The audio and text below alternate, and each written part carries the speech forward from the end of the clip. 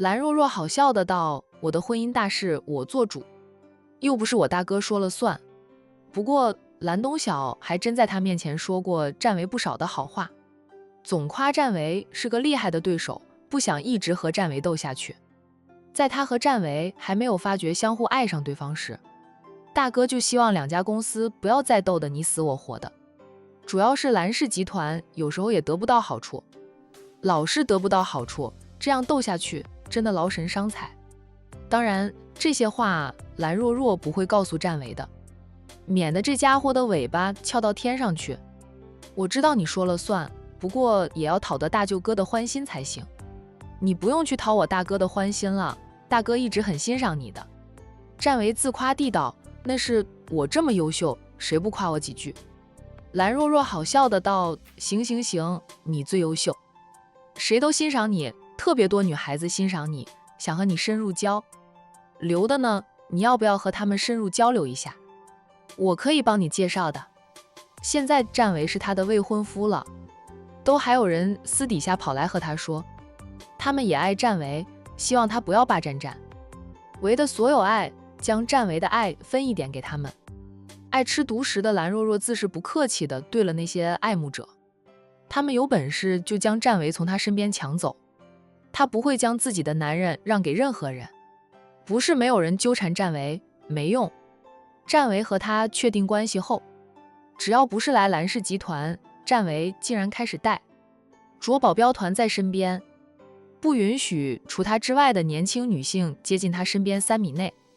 他知道后有点好笑，也感动。他看清了感情后，对他好的没话说。战维还说他这样做也是跟他大哥学的，说他大哥到现在都还带着保镖团出门，说他兄嫂都结婚好几年了，孩子也生了2个，依旧有不少女人想插足兄嫂的感情。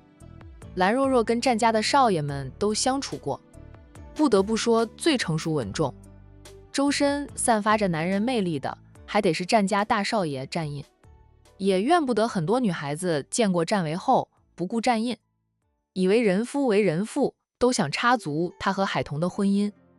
有些刚20出头的小姑娘想仗着自己年轻漂亮，将已经30几岁的海童比下去，奈何他们连战印的身边都进不了，纠缠追求了个寂寞。很多时候战印连他们姓甚名谁都不知道，他的好记性是针对海童的。我只想和你深入交流。战维眼神炽烈地看着他，蓝若若脸微红，忙过这段时间咱们去领个结婚证吧。战维笑：好，我随时都有时间的。奶奶重新帮我们挑2个好日子，一个是用来过礼的，一个是咱们办婚礼的。提到婚礼事宜，蓝若若问他，真的不在管城办婚礼吗？我的工作在这里，也买了房子，等于是在这里安家了。老家会回去，不过以后是长期在阳城生活。现在我们的朋友客户都在阳城，在阳城办婚礼，我觉得很适合。我老家的亲朋微友过来喝喜酒就行，在阳城办婚礼，在你熟悉的地方，你也自在此，亲戚朋友都是你熟悉的。我那边的亲朋好友我会介绍给你认识，除了很亲近的亲戚以及那几大家族，其他疏远的远房亲戚可以不用管，有些亲戚也就是办大喜事时才会请他们。蓝若若知道他决定在阳城办婚礼，完全是为了他考虑。我们的婚房也准备好了，离你娘家近，方便你以后回娘家，咱们不想在家里吃饭，不行都不用几分钟就能到你娘家蹭饭吃。蓝若若笑道：我家里人还想着等我们婚后，他们去我们家里蹭饭吃呢，说你厨艺好，喜欢吃你做的菜。他还说他兄弟中做菜最好吃的是6哥，但他做的饭菜蓝若若就觉得很好吃，万分感谢战奶奶培养出这么优秀的男人，被他嫁到了。你爸妈还有伯父伯母们怎么说？蓝若若知道战家的长辈过来是为了他和战维的终生大事，感受得到战家很重视他和战维的婚事，被重视的感觉真好。这段时间和战家长辈相处，蓝若若越发觉得自己捡到了宝。准公婆对她的好简直比亲生的还要亲生。门当户对的婚姻就是毫无阻力。他的父母不也很喜欢战维，对战维好过对他们都没有意见，还夸我想得周到。本来我在这里就有家了，在这边办婚礼没什么。多少人在外面上班的买了房子，结婚时不也是在工作的地方办婚礼，一般也就是请老家的人过来喝喜酒，有些人会回老家再办一次。我觉得没有那个必要了，咱们婚礼当天，我这边要请的人都过来就行。父母已经多买了2栋大别墅，到时候最亲的就住在他家里，其他人就安排去住酒店。我们也可以回管城再办一次的。他这般为他着想，蓝若若也乐意为他考虑。咱们就办一次婚礼，专情到底。蓝若若笑，你该不会是觉得办2次酒，如同结2次婚吧？反正我就是一次动心，结1次婚，爱一辈子。蓝若若凑过去，在他的脸上吧唧一下，战维，我爱死你了。战维一把搂住他，低呀低道，我也爱死你了，才亲一下脸可不行。说完，他温柔深情地吻上她的红唇。一吻之后，战维还舍不得放手，抱着她不放。每一次亲吻，他都激情满满的，很想和她成为一体。但2个人还没有结婚，他尊重她，不会在婚前越雷池半步。忍着吧，也快了，奶奶知道他心急，肯定会帮他挑个最近的好日子，让他和若若订了婚后，就马上准备婚礼。有父母和叔伯们帮忙，婚礼事宜都准备妥当，万事俱备，就差他和若若这对准新人了。若若真想快点办婚礼，我想你想得发疯。他后面那句话带着深意，蓝若若懂他的意思，他脸又有点红，小声说道：“不是快了吗？等我们领了结婚证，咱们就是合法的夫妻了。是了，我们的婚房我还没有好好的看过呢，上次去随便逛了逛。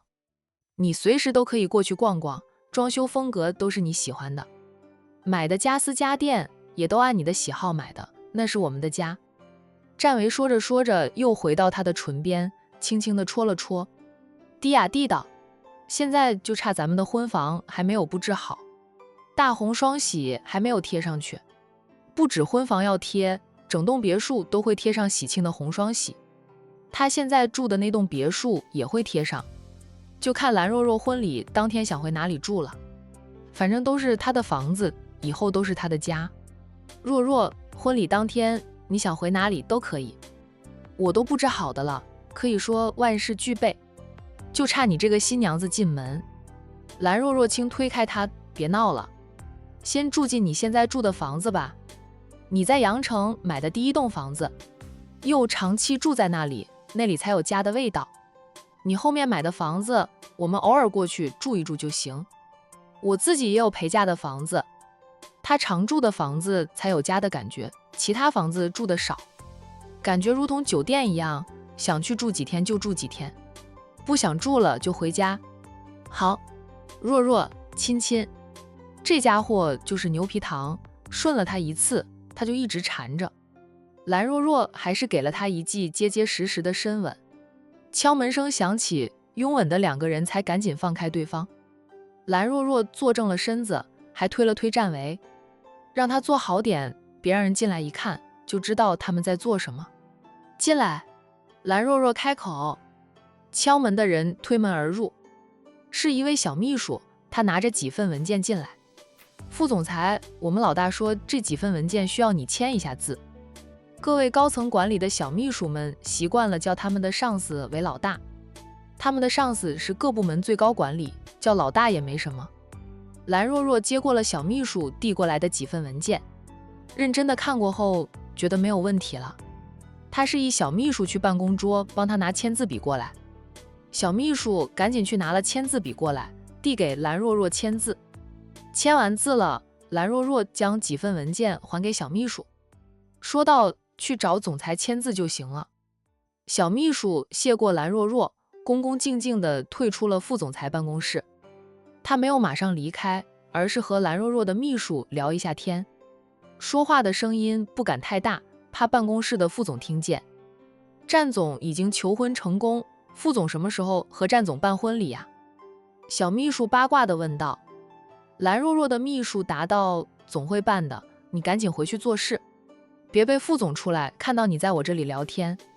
他跟在蓝若若身边几年，能力得到蓝副总的认可，嘴巴也是极牢的。上司的私事还轮不到他们来多嘴，就算他知道未经上司同意，他也不会往外说。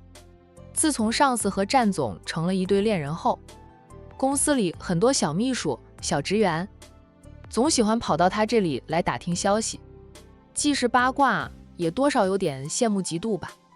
羡慕嫉妒蓝副总和战总两情相悦，明明以前斗鸡眼似的，是大家认知的死对头，一旦相爱，竟然爱得死去活来，甜蜜的让人羡慕。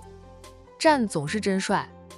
小秘书花痴的叹了句：你别多想哈，战总眼里只有蓝副总，人家是管城首富家的少爷，那是千亿豪门，自己又是个有能力的，杨太就是他能力的最好证明了，那是天之骄子，不是我们普通人能肖想的。